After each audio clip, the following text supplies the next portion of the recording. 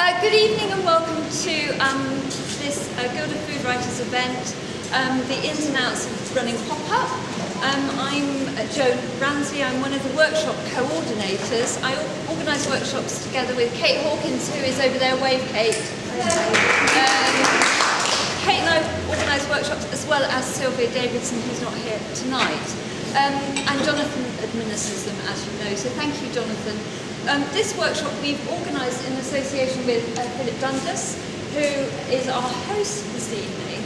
And I just want to say that this workshop was organised really in response to members' interests in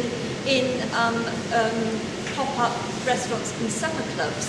And we've responded to that. So if, I just wanted to say that because if any of you have any great ideas about future workshop events, please let us know, and we'll do what we can. We'll do our very best to try and take your ideas on board, because we do run these workshops very much for our members and for your interest and for your development. So tonight's event on running the ins and outs of running pop-up restaurants and supper clubs, I'd like to introduce our panel. So the format for this evening is we're going to have an informal discussion. We're going to have an informal discussion and ask questions to our panel. And our panel are Kirsten Rogers, who is also known as Miss Marmite. She's got a fantastic blog, and she is the person who's become very well known for running a supper club in her own house. Yeah. So Kirsten will tell you more about what she does. We've got Josh Sutton, who is from Otley. I'm from Ilkley, which is in West Yorkshire. Josh is from just down the road from me, and I was delighted to meet Josh, because Josh runs pop-up restaurants in tents. Anything doors and wet. In fact, I'm surprised. It is intense as well. Yeah, I'm surprised he's not even wet. You know, I thought this guy really. In a tent. So anyway, so that's Josh Sutton. Now, and we have Martin Morales, who runs Ceviche.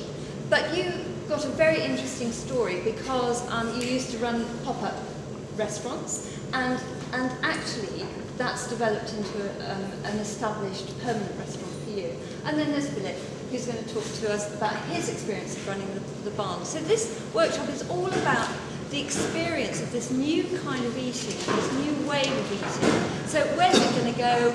How do you do it? How do we know about it? Can you make any money from it? Do people love it or hate it? And what's the next big thing going to be in this kind of So I'd like to welcome, first of all, Martin, to just share with us a little bit of his. Oh yeah, oh sorry, Philip's got some housekeeping, and then we'll move on. Sorry to interrupt, just some housekeeping. Welcome, first of all, to what's been affectionately termed the barn.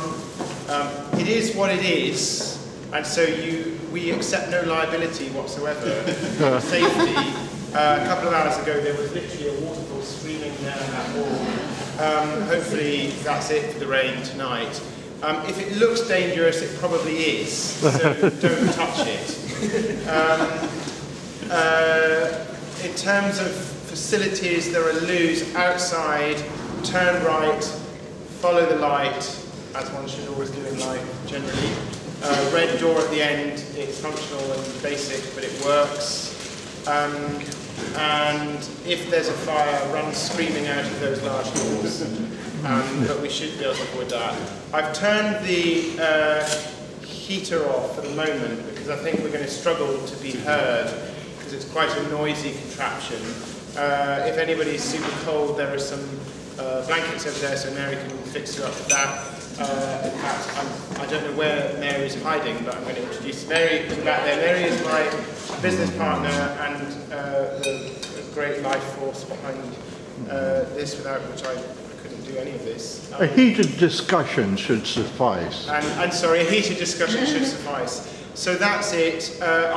We'll come back to me a bit later and talk about how this came about, and we'll tell you a bit about what you're eating So I don't think without any further ado we'll go to the discussion. I thought actually that we should do it in order of distance travelled, and so probably to Josh Sutton, who's come all the way from Leeds today just to be here with you, to tell you a bit about that. Don't worry about the noise of the roof, it's just the tarpaulin that we've had to rope up to keep the rain out. As you can see, it's a pretty shoddy roof. We call it a fly sheet. A fly sheet, indeed. In fact, we could probably learn something from you about our rope techniques. But it's a real pleasure anyway to have three people who I hugely respect in terms of what they've achieved. I think one of the interesting things to kind of kick off maybe is that when I went to speak to Martin about this whole event, and we started to look at, you know, pop-up, the word pop-up and what it means and how you might define it. And I think that's a really interesting interesting kind of subject for tonight, because, you know, a supper club can be a pop-up, but isn't always. A restaurant isn't, you know, is this a pop-up now? It's been here for 6 months, I don't know. So it's going to be a very interesting discussion, I hope. But over to Josh. Right. Am I all right sitting down, or do you need me to stand up and project my voice? Can you hear? Stand up, all right. All right, I'll lean on my chair. Well, first of all, can I say I'm delighted to be here, and thanks ever so much for having me.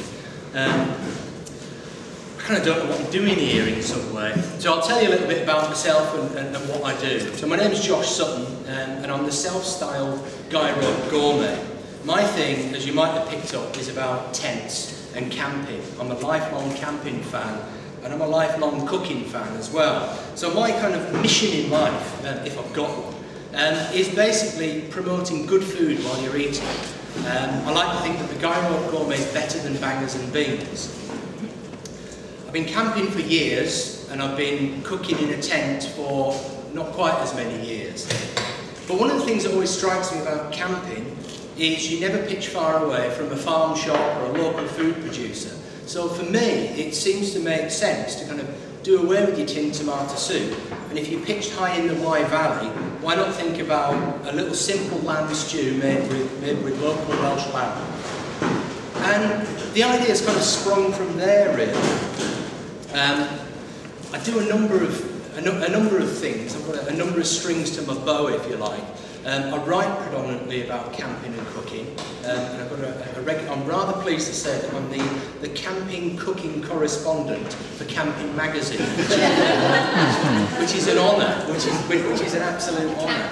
Because what I find is I get a lot of feedback.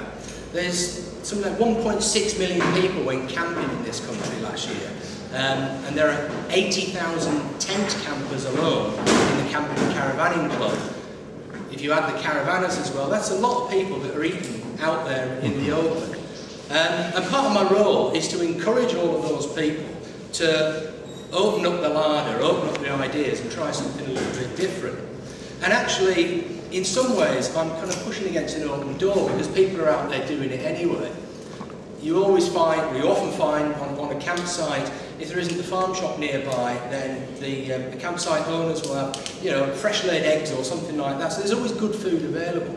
So I've kind of taken this idea and pushed it a little bit further. One of the things that I do as well is kind of travel the country up and down with various food festivals and outdoor festivals, and I actually give demonstrations in my tent. I've got an enormous tent. And I set the stove up at the front, because I'm all about camping on just a cooking stove, and I'll come to that in a minute. So I'll put on a bit of a show, and I'll cook up a dish. It depends on where I am as to what I'm cooking. And I'll cook and I'll ramble, I'll tell a few ridiculous stories, and you'll be pleased to hear I haven't brought my ukulele tonight, so you're not getting any tunes. So I've been doing that, and that always creates a lot of interest, and I get loads of new ideas. I was cooking at the festival last September, and after my little demonstration when people were eating my food, a woman came up to me and she told me that she cooks like a full Sunday roast on a camping stove with roast potatoes and everything. And I'm thinking, how the hell do you do that? So I'm vigorously making notes. So I've learned a lot as I'm going, and I do every day. And then I kind of thought, can I take it one stage further? Because predominantly I'm cooking for my family, my wife and two young children. and they'll generally eat whatever I put on the table. But then I thought I could kind of push it and challenge it a little bit. Could I do a pop-up restaurant in my tent? And I mooted the idea among a few friends, and they went, that's bloody ridiculous, what a great idea. So I thought, yeah, I'll do it, I'll give it a go. So I've got a large tent, I stripped the bedroom area out, and I put a couple of decent IKEA tables in, and I can do 8 covers in my tent. And I've done a few, I call it a supper club in a tent, because I'm not quite sure, and perhaps I'll learn a bit more this evening of what the difference is between a pop-up and a supper club. And sure enough, with minimal advertising that turns into maximum advertising on Twitter, I've got a full restaurant, and I'm taking bookings for July already. And it works, and it seems to work.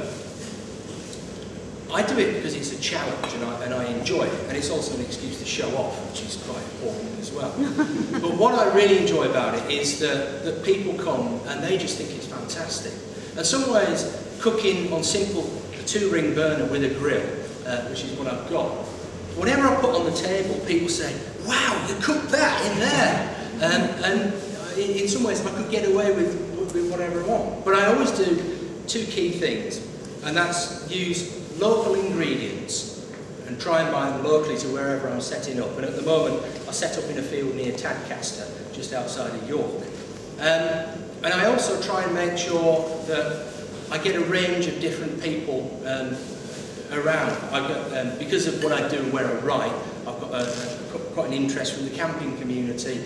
And my world kind of crosses over between camping and foodies. So kind of bringing the 2 together, it always kind of adds something to the evening. So that's kind of what I do, and I'm not quite sure how we're going to pan out, but I'm going to put the questions and answers after. So basically what I try and do is cook decent food. I mean, I rather cheekily call it gourmet food in a tent, but I serve a decent 3-course meal to happy paying customers in a tent, and they come back for more. So that's kind of where I'm coming from, and I'm trying desperately to get into this new street food revolution that's going on, and I'm trying to coin the term field food, because that's where I fit in. So that's what I do, and I'll hand over to, which is the furthest? Kilburn or where he is? So, I don't know. Kilburn. I'm still here. So that's kind of what I do, and obviously, as the evening pans on, happy to answer lots of questions. Cheers. Thank you.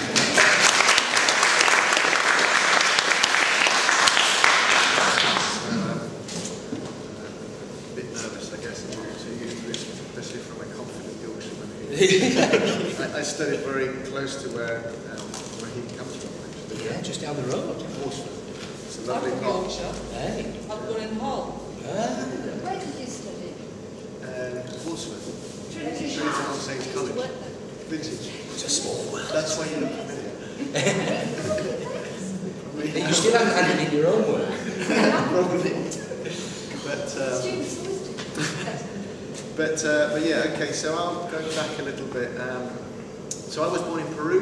My mother is from a small village called Santiago de Chuco, which is about 18 hours by dirt track, a dusty road which has got cliffs falling down by the side of it, and you have to stay in that truck holding on for dear life until you get to that village.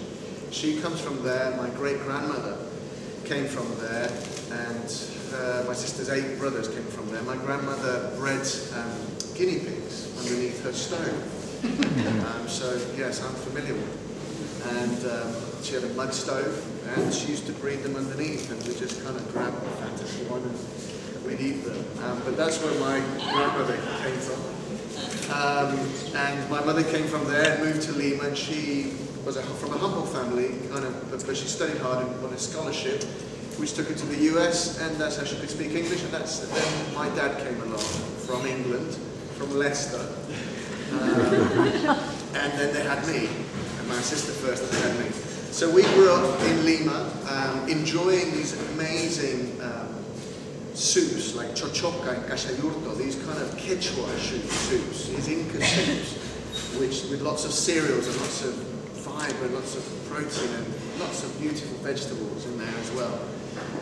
from this ragged landscape that has different, it's very biodiverse, and where everything grows, different things grow at different altitudes, different vegetables, different fruits, different meat, different animals, different fish.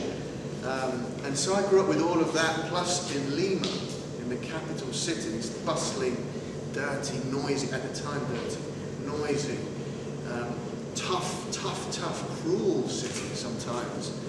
We grew up there. My father was an accountant, so he had a nice job. He was English. He passed away 8 weeks ago, so we led a privileged life, I guess, because he had a good job. And then in 1984, I mean, all through that time in Lima, we had lots of ceviche. We cooked it at home. We went to the seaside. We tried, there was great restaurants nearby, and in Peru at the time, Peruvian food was, very well respected. We were pretty obsessed about it. Everyone was really into food, into cooking at home, into cooking these amazing dishes, because we have, apparently the World Guinness Book of Records says that we have more national dishes than any other country in the world. And there are hundreds of soups, hundreds of desserts, hundreds of main courses, because we are a cuisine, Peruvian cuisine, that's made up of so many things, from Inca cuisine to indigenous cuisine to the influences that migrants from Japan and China and of course Spain and Italy and Africa have brought in there. And that's what makes our cuisine so broad and so rich, so interesting. And I grew up with all of that until 1984. My world was turned upside down because the Shining Path wrote a letter to my dad threatening him. So at that point we decided to leave. The place was too cruel, too tough. My parents divorced also at that time. I came over here and went to Leicester. I studied in Leeds. In between that, I had a tough time in Leicester because I was a little brown boy that just arrived. And in the village where I lived at in Colville, Thatcher was closing the mines, and the local tough working class people just thought, who the hell is this funny looking boy? And so I had a tough time there, but then I went to Leeds and studied in Leeds, and then I came to London. So I've only ever lived in places beginning with L. And in London I thrived, and in Leeds I studied media, I studied journalism, I studied marketing, I studied Spanish, I studied Spanish theatre and cinema and Latin American theatre and cinema.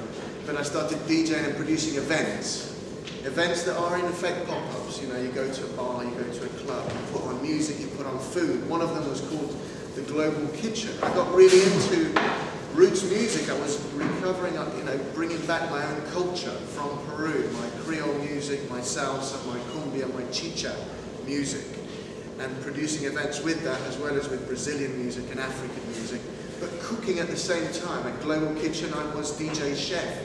I'd cook and DJ at the same time, and that was a lot of fun. I'm always trying to do stuff that is a bit different. It's like, why hasn't that been thought of before? Like you, Josh, like you, Kirsten, like Phillips do. Just always pushing the boat. What can we do that's original and different? It's boring. We want to look at the future. We want to do funky things. We want to take things from the past and bring them back. And that's kind of what I wanted to do. But always for me, it was always about being in touch with my roots and my culture. When I was growing up in that little town outside of Leicester, the only way I could make friends was through cooking and bringing my friends over and inviting them some food, whether it was some ceviche or a Fray Bentos pie, actually. So, whatever worked to make friends, because I was different. So that just kind of continued. My sort of professional life took me to working more and more sort of marketing jobs, I guess, and running, starting from making the Tia, a music company that took me to Cuba to work with the Buena Vista Social Club artists, to then signing a girl called Katie Tunstall and working with a girl called Joss Stone, and then it just went mad, and I helping run iTunes and set that up, and then running a part of this major company called Disney and launching Miley Cyrus and Jonas Brothers for my sins, which I really didn't enjoy. I hated, in fact. The corporate life didn't suit me. I was always an event organizer, a DJ, an amateur chef, and always very restless. Always wanted to work with culture, with my roots, and just get, just be passionate about kind of getting you to try something different and new to enrich your life. And everything is valid, Peruvian, Vietnamese, in a tent, everything is valid. I'm not kind of like a preacher of, this is the best, we are the best. Nonsense. Some brilliant stuff out there that we don't know about and that we just need other wonderful people to bring to us. So 2 years ago, when I was at Disney, and actually 10 years ago, I've always been banging on about food and Peruvian culture, or to anyone that would listen. So I said, I've been wanting to do this for a long time, and so I said, right, stop talking about it, just get on with it. So I packed in my job and I started tweeting some, and thanks to you, some of you at the beginning, Sue for example, and a few others, I tweeted, I picked up this thing actually. Someone said to me, oh, you should use Twitter, and you should be on the cutting edge. And although I've worked in digital, worked for one of the top digital companies in the world, Apple and iTunes, I really wasn't that IT and technology forward, and I still not. And so I started to use it for that, and I went, who cares about Peruvian food? And some of you guys and others that are really into food started to say, yeah, we do, tell us more, tell us more, tell us more. And so that happened until a point where I thought, okay, I'll do something at home. I'll open out my kitchen, I'll bring in some people, some food bloggers. The top chef that was actually tweeting me on Twitter, which was Jose Pizarro, Gastro One, Dino, and a few others.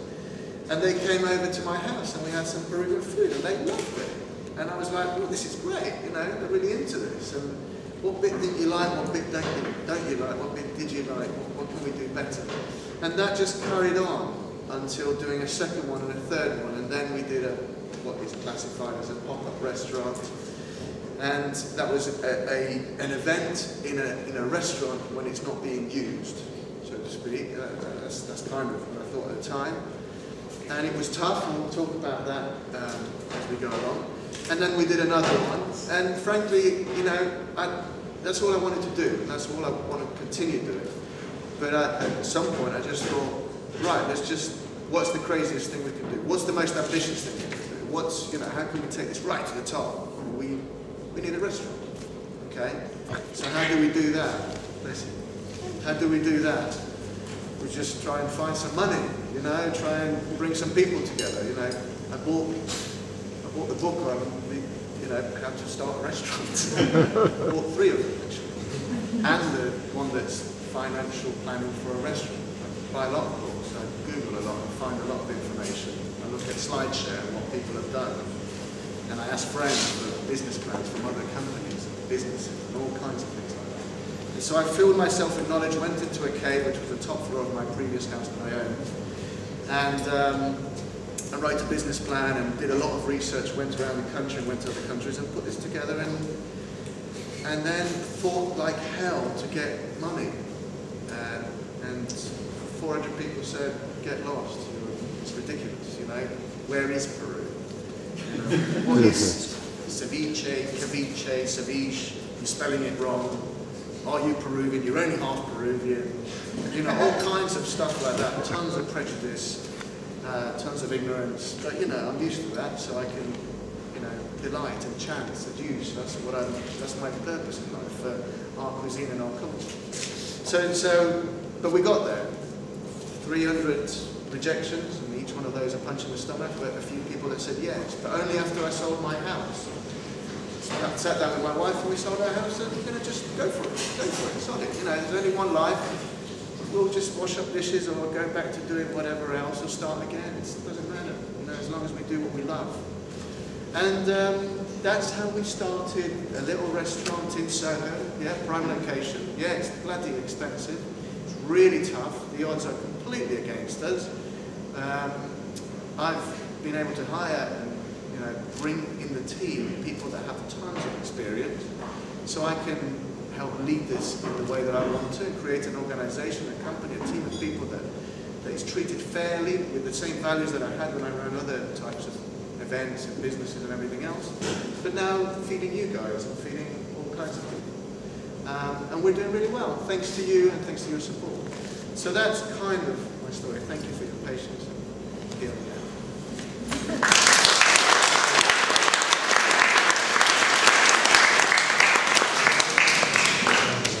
Over to Kirsten. I'm not feeling too good. I've been in bed with flu all week, so I'm feeling a bit wobbly. It's funny when you're ill. I always think I'm faking it. Do you have that? And you think, oh, I'm just faking it. And then you get up and try and do something and you realise, no, I'm not. I really do feel ill. But yeah, I started. I didn't have a very conventional route into cooking. I was cooking at festivals. I was cooking at anti-G8 camps, like anarchist camps. Anarchists like good food. Check it out, really. They have these different sections in sort of anti-G8 camps, political places, and each one has a barrio, and I would run a barrio kitchen. A lot of it's skip food, dumpster dive food, so I'm quite interested in that. I was working for a sort of co-op, vegan, punk, anarchist restaurant, you could call it that, in Hackney called Pogo. The food was very up and down. I like to think when I was cooking it was good. It was a bit care in the community. And I just thought, well actually I kind of got a bit of a bad reputation there because they thought I was too dictatorial in the kitchen. I wasn't doing everything by consensus, hands in corners, potato streets. And so I just thought, I can't do this anymore. I really want to do my own food. But I don't have any money, and I didn't want to sell my flat. I'm a single mum. So I just thought, well, I've got a nice flat, and I've got an Arga, the most expensive thing I've ever invested in. Why don't I do it here? This is the beginning of 2009. So I announced it on my food blog. I started my food blog mid-2008. I was blogging about other stuff before then. And I didn't really know there were any other food blogs. I knew nothing about the kind of official establishment food world. So I mentioned that I'm going to start a restaurant in my living room. And suddenly all these people commented, and some of them quite eminent, I only found out afterwards. And The Guardian turned up to the first week, which was terrifying. And I made, if anyone's thinking of doing it, do stick to the tried and trusted dishes that you've done a million times before, but I still went wrong and had to throw a few things in the bin. I was so nervous. So then there was a big article in The Guardian about it. Me and my friend Horton Jupiter, who also had a restaurant in his living room in a council flat in Hackney. And just kind of the next 6 months things went a bit crazy. The world's press sort of descended on me, and I was trying to learn how to sort of run a restaurant in my living room. So it was quite difficult to manage both things, and I came up with a few systems. One of the most important things to help me manage was I went to a rock music site called We Got Tickets, and I said, look, would you be interested in selling tickets for my dinners? And they were like, is that even legal? Can we do that? Are you sure about that? And so I managed to kind of smooth talk them into it. And that solved a lot of things for me, for a start, because one of the things that happened first of all is because it was so new, a party of 4 would book a table. Each one of those people would email me like 4 times. And this is driving me crazy. So they took away the admin bit of it. They dealt with the emails, people just booked. That also meant that people were paying up front, because you get a lot of no-shows. Especially in Britain, tube strikes, terrible weather, people won't turn up, and you can't afford it. You've got you've got no on-street traffic walking in, so you have to make sure you don't lose money. So I started off doing first of all just doing 3 courses and a cocktail when people came in.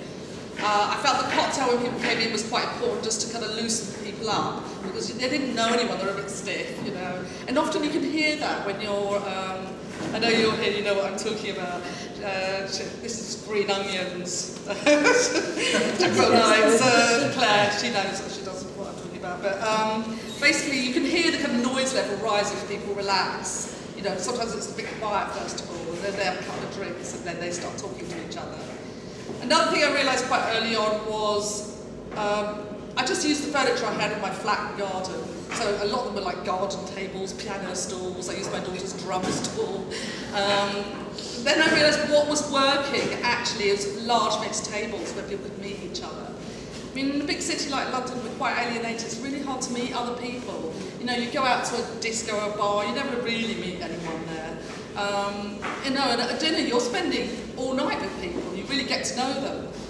So larger tables, I set about acquiring larger tables, and that worked better.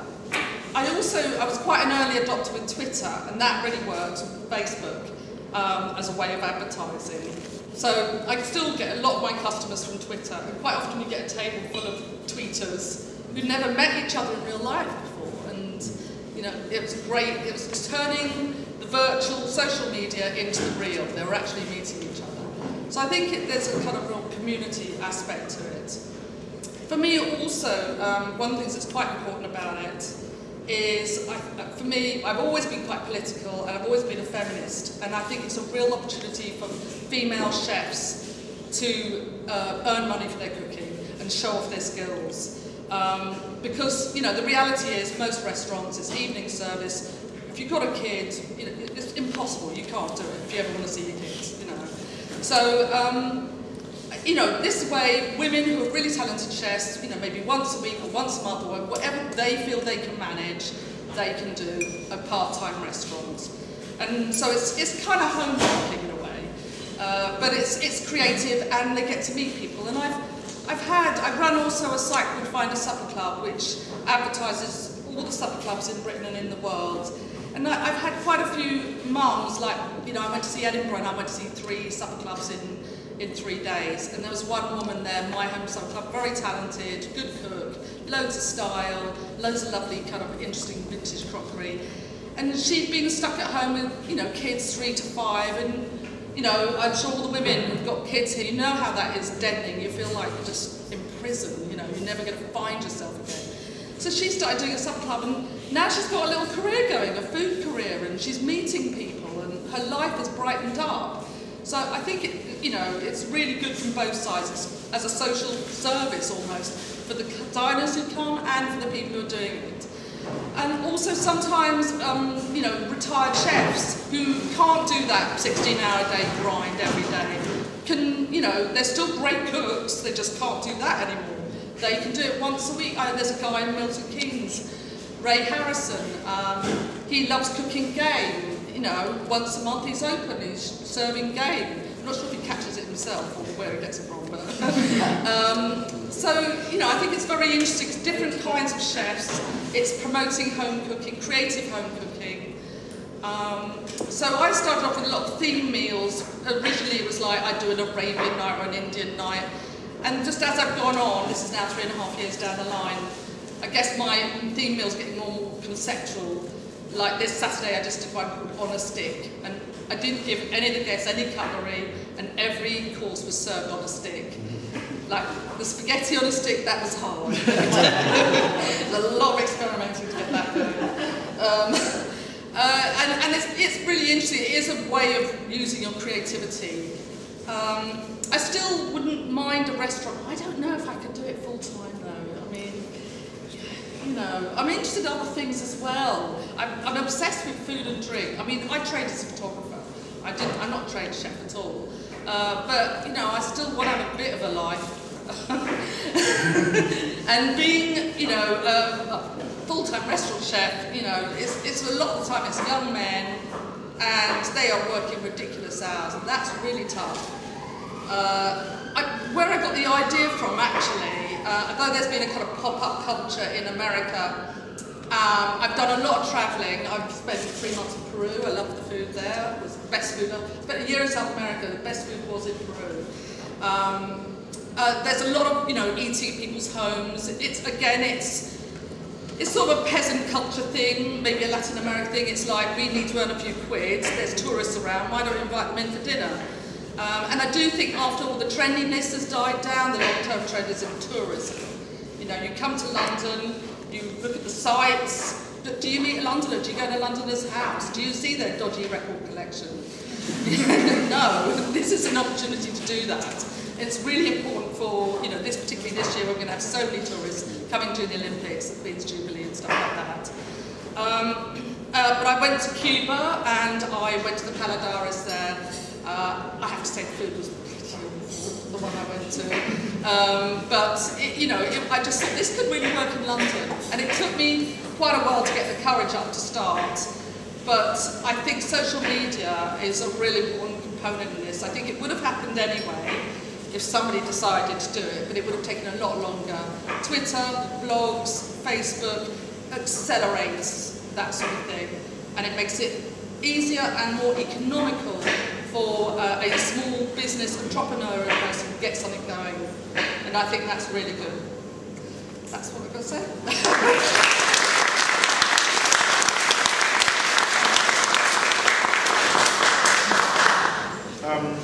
I particularly like to thank Kirsten for bringing hawfinches, yellowhammers and warblers into the room and cheering us all up after this beautiful frock, cheering us up in this really hideous weather, which is a big challenge for us in here. Actually, the weather's been completely fine since December. What to say? I have actually, weirdly, when Martin and I met, we realised that we had some very common themes in our past. I also used to work in the music business, and left there, and we kind of might have crossed paths, we realised, back in the day. I basically left school under a bit of a black cloud, went to wash dishes in a diner, got paid in cash, for working a shift, which was a teenager's dream. Got on to learning how to flip steaks, and actually it's a real art form, understanding how to cut steak and how to flip it, you know, when to turn it and how to serve it right, all that. So there was some real great learning there. Then gradually moved front of house, a few years, travelled, you know, you've got the picture. Got into the music business. After a few years, got kind of slightly fed up with that. I found it a bit of a cultural desert, weirdly. It's great fun, but it's a little boys' game. You know, it's late nights in hotels in cities around the world, doing the kind of things you can imagine. But after a while, actually, it's a bit of a cultural desert, and I needed some more stimulus, so I went off to university as a mature student, and when I left there, I did a bit of teaching, and then Martin went off to be very successful at Disney. I went to the BBC, and was there for 7 years as a producer in the education department. And it was at that point that I was one of those people who, whenever you said to me, what is it you do, or want to do, or, you know, whatever, I'd like, oh, well, I'm a writer, really, that's what I really do. But I was one of those people who had a pile of blank notebooks. People used to always give me fucking notebooks for Christmas. Blank notebooks, another blank notebook on the pile, with, you know, sometimes 2 or 3 pages at the beginning of a holiday, or, you know, whatever. And I can tell you, all those notebooks are gone now. But that was a burning thing for me, and I was something, and then somebody once said to me, look, forget about it, don't worry about it. When you need to write, you will write.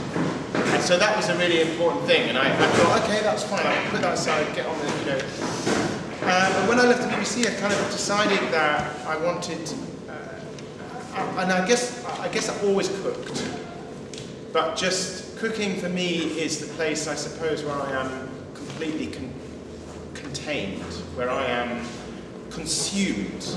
Okay, I don't know, I'm in the kitchen, I'm just doing this stuff. It's a relaxing, therapeutic, creative exercise for me. And I know lots of people kind of go, oh God, how can you do that? But I find it kind of, it's my rhythm. And so I decided to actually try to combine the two things that I thought that most were going to sort of consume me. So I started writing a blog. I think I probably got the least read blog in history, but it was a really satisfying experience. It is a really satisfying experience writing, it actually got to the point where every couple of weeks I had to write something. And actually it gave me lots of content. It was, for me, it was really, the piece of advice I had been given was, you know, what you need to do is you need to spend a couple of years finding your voice. It's not just about writing information down on paper, it's finding your voice, that thing that will speak to people, that will tell them that this is something new and interesting or whatever. So having done a lot of blogging,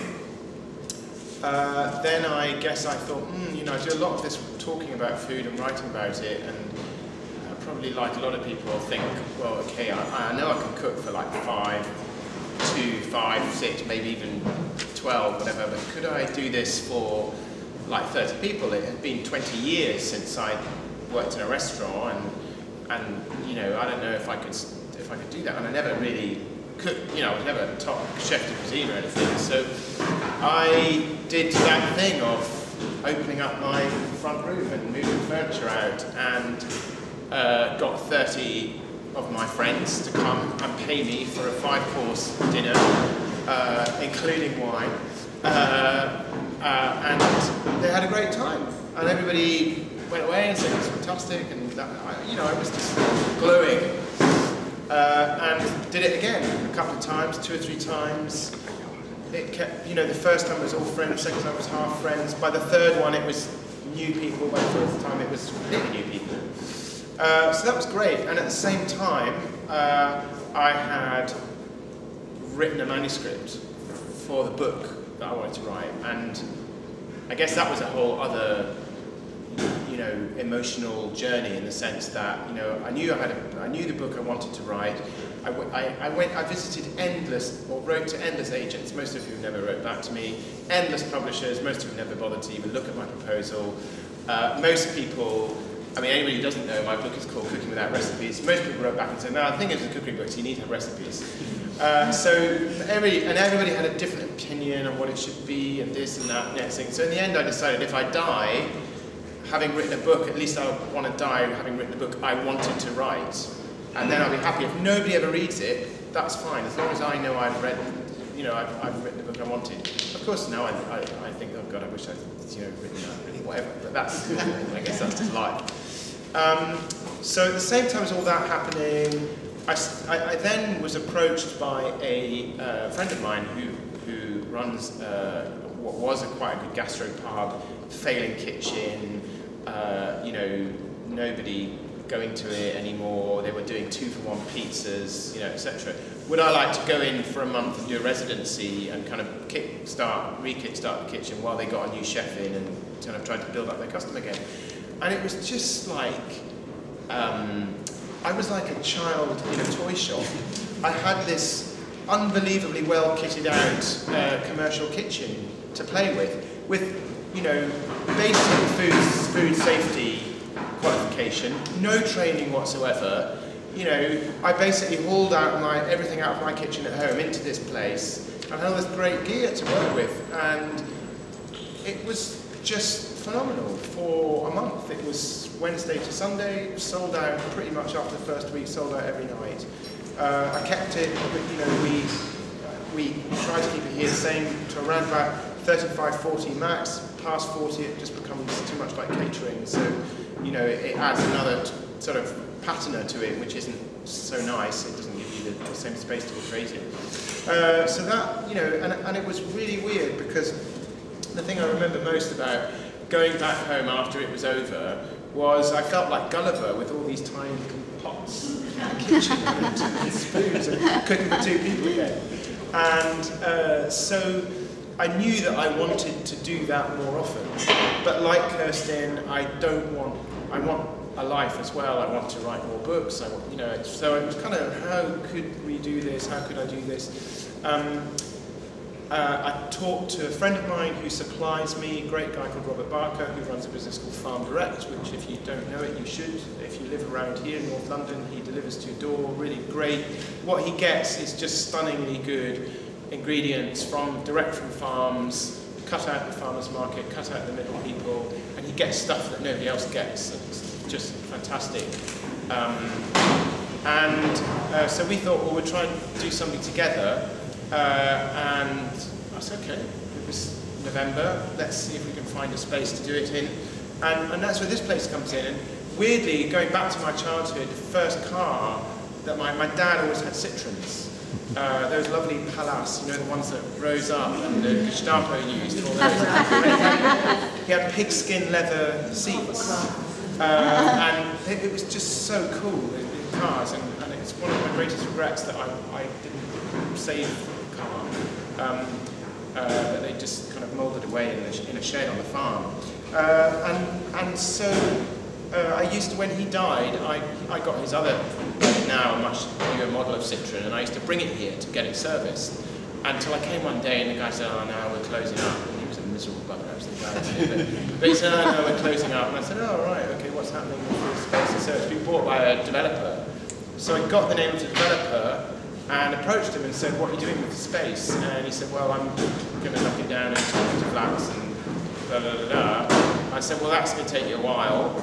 How about you give it to me a nominal rent?" And it literally was knee deep in grease in a garage for 50 years. So I just set to roll my sleeves up, set to clean the scrub the place up, had my shoulder up to shoulder in those drains, pulling out. It was pretty grim, but I could see it. I could see that it could work as a space, and so for a while we had a bit of a farm shop here, and a tiny little kitchen just in the corner there where you see the sink, and it's just sort of grown and grown and grown, and it's been, the support we've had is amazing. I'm not sure that Islington Council are completely on side, but we're playing a kind of little game about planning permission and stuff at the moment, so they're kind of, they sort of don't understand it. That's the basic thing about the people at the council, they just don't get it. They're like, whatever. However, the EHO did say to me that my kitchen was cleaner than most takeaway restaurants. So we got a clean bill of health from him. But essentially, this is partly, what we're trying to do is turn the whole restaurant thing upside down so that the kitchen is on the out, that it's inside out. So you come into the kitchen and you see what we're cooking and you see the ingredients, and maybe if there's enough left over, you can buy some and take them away, and to kind of break that stuff open. It's also a little bit of a cowboy fantasy for me, because when I was a kid, I used to make up country and western shows under my bedclothes, and you'll see that a lot of our dodgy record collection is my old country and western favourites. So it's a bit of that, a bit of kind of shared. My brother basically diddled me out of my inheritance, and so there, I could have had sheds galore, but anyway, I didn't get them. So this is my kind of, I feel my just desserts. I think the interesting question for me is, for us now, this is, you should know Mary, my business partner there, and Mary's been in Greece for the last 5 years, kind of cooking in a little Spitaki kitchen, working with ingredients there, and it was just an act of fate, a real act of fate that she was back at the same time, and so we're kind of thinking about what next, and can we translate this into a kind of permanent thing without taking away the magic of it, and that's the real, and I think that's what everybody kind of alluded to. I can honestly say I've been into Martin's restaurant, it's got a magic all of its own. I haven't yet actually had time to go and eat in there, so that's going to add to the magic. But part of the thing that you'll all be interested in is I imagine, is not only the practicalities, but can you switch off the creative thing inside yourself that makes you kind of, I'm trying not to use the word passionate. I set the challenge to myself when I wrote my book to not use the word delicious once in the whole book. And so I try not to use the word passionate anymore, because everyone's passionate about everything. But if it's your dream, you don't want to kind of colour it. So partly, the discussion might lead somewhat to that. But so as you see, it's kind of, we're developing all the time. We just got Neil's Yard in today. Mary's a bit annoyed with me because I went off to this place in Woolwich and bought these ridiculous old Avery scales. A bit like that. So it's kind of this place is great for that. I can be a magpie and buy loads of things that are probably not that useful. Given that you can't actually sell things in pounds and ounces anymore. But apparently I've discovered you can. can, as long as you advertise them in kilograms. So anyway, that's the story of this place. I know Joe's got a list of questions that you might want to cover. I'm just going to broadly let that happen, and you can ask. I'll make sure that everybody gets an equal chance to answer the questions. But yeah, that's my story.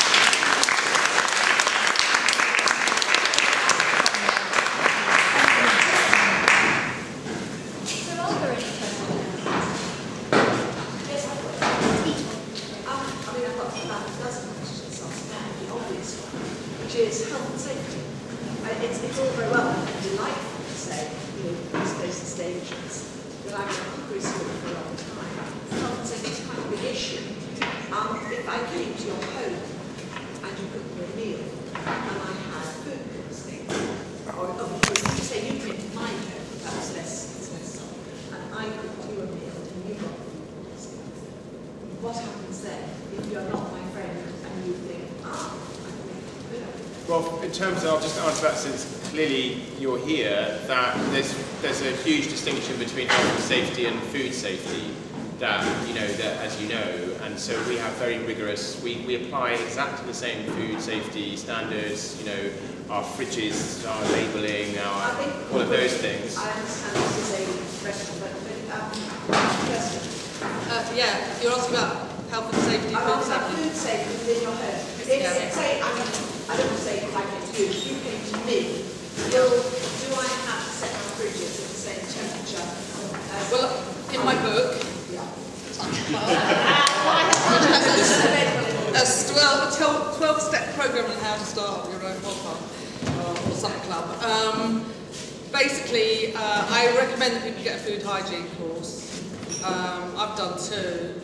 A lot of people do them for like 20 quid online. I think it's worth paying a little bit more and going to one, spending a whole day there. It's interesting. I actually enjoyed it.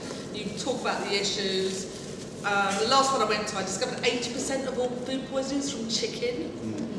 I don't cook or serve meat, ever. So that instantly eradicates a lot of food hygiene type problems. I do fish. And obviously you've got to learn all the rules and regulations around that.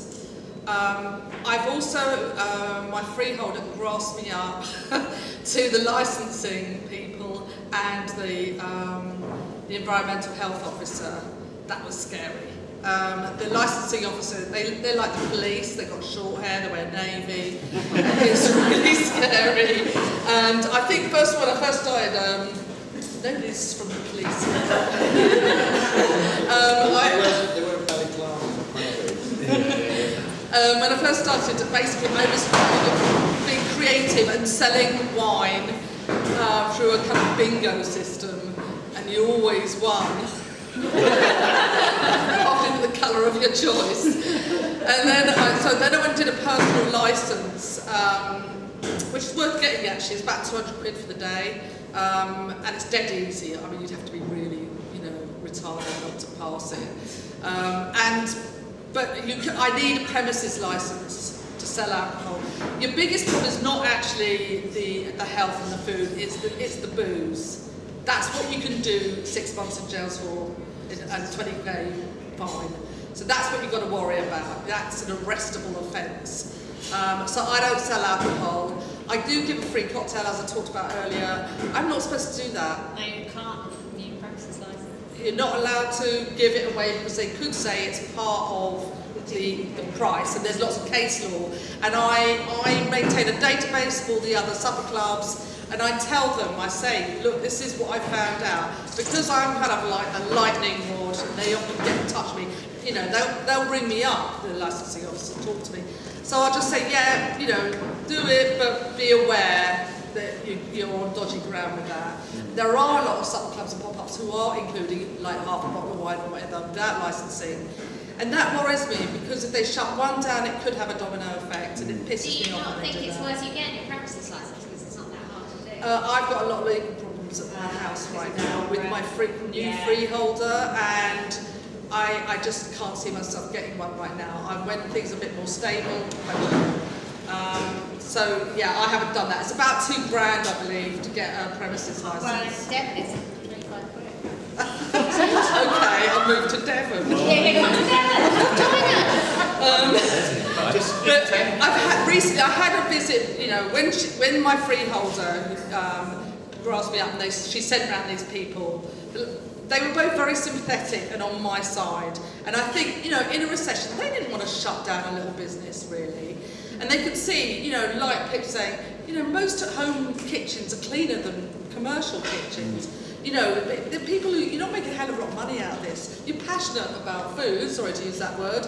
You know, you're not making enough money to risk poisoning people, you know. So you are not going to treat them any different from your friends and your family.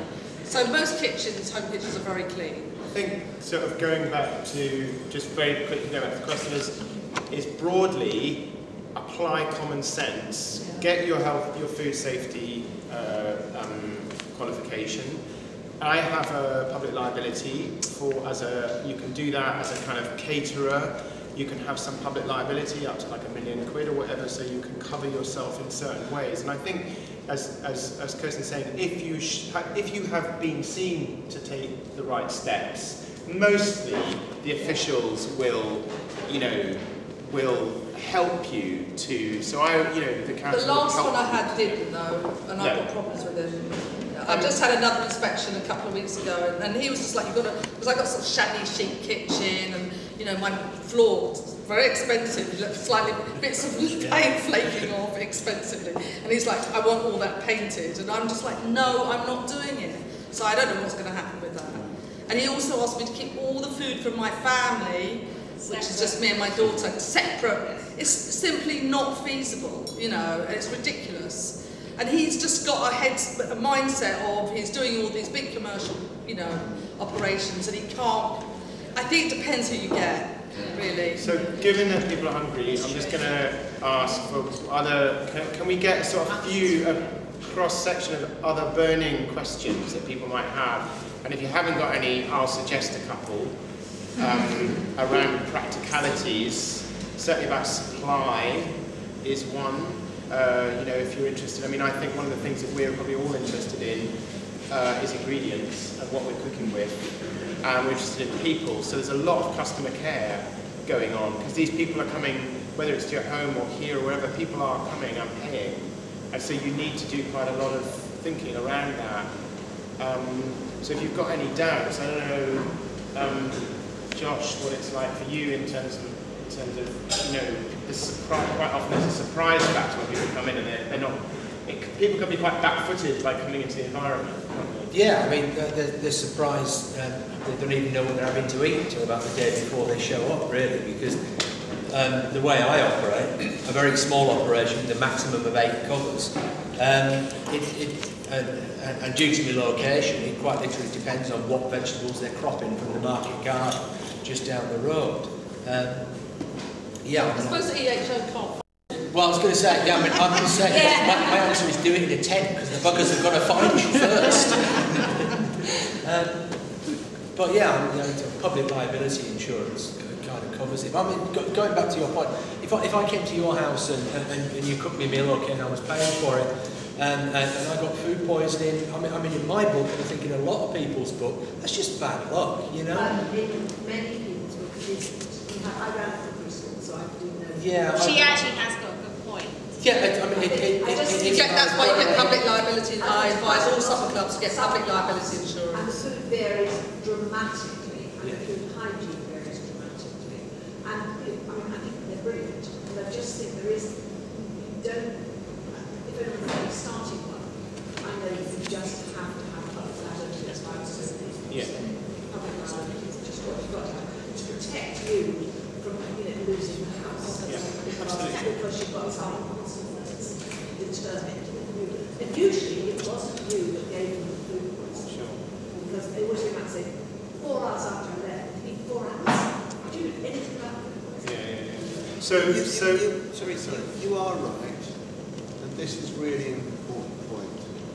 That we mustn't lose the essence of what the pop-up is about. No. What there's a pop-up, it's just something that pops up, right? It could be in your house, it could be in your mouth, it's a flavour. It could be in someone's, I don't know, kitchen or someone's lounge, it could be in a restaurant, it could be in a tent, it could be underwater. Can I get a glass of wine, please? I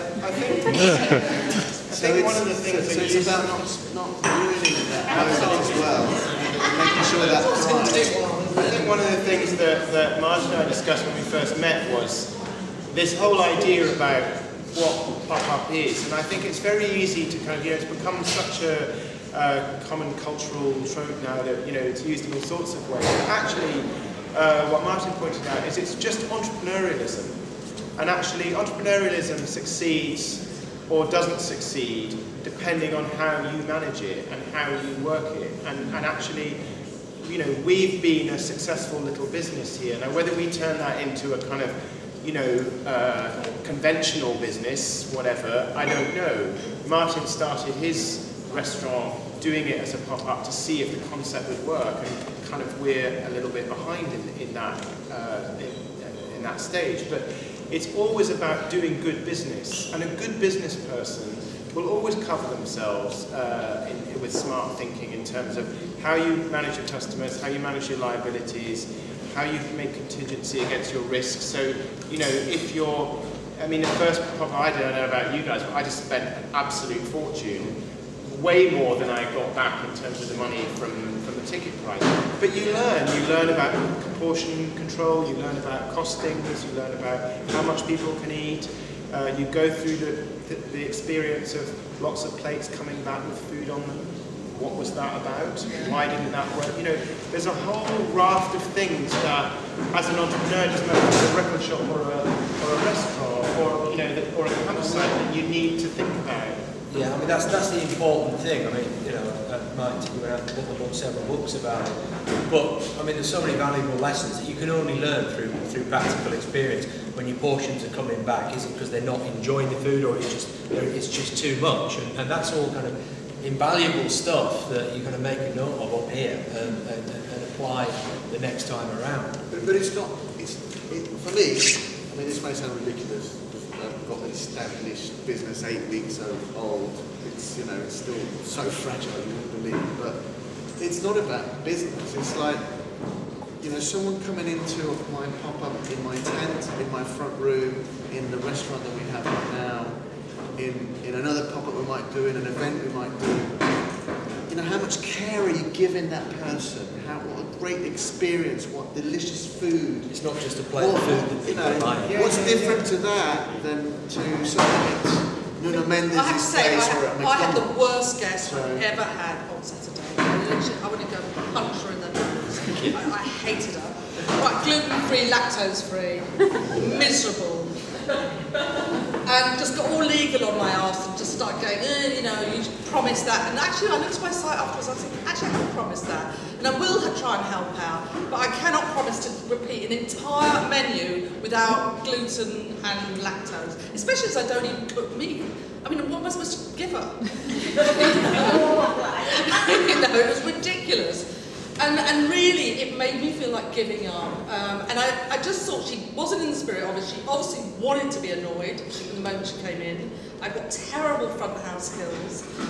So, I can't even go out there and deal with it. I have to set someone else because I get shouty. And basically, it was a nightmare.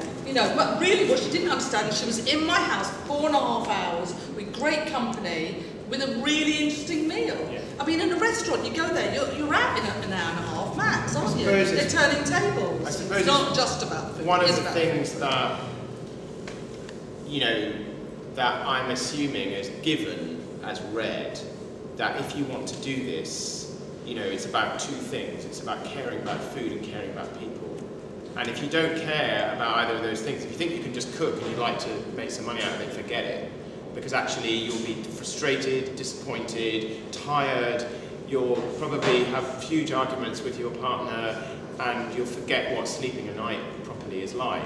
So it's got to be about, giving the love. And, the food here is not always exceptional, but the one thing people always walk away saying is it's warm and hospitable, and that's exactly right. That actually, you know, there's a reason why you always loved the food your grandmother cooked.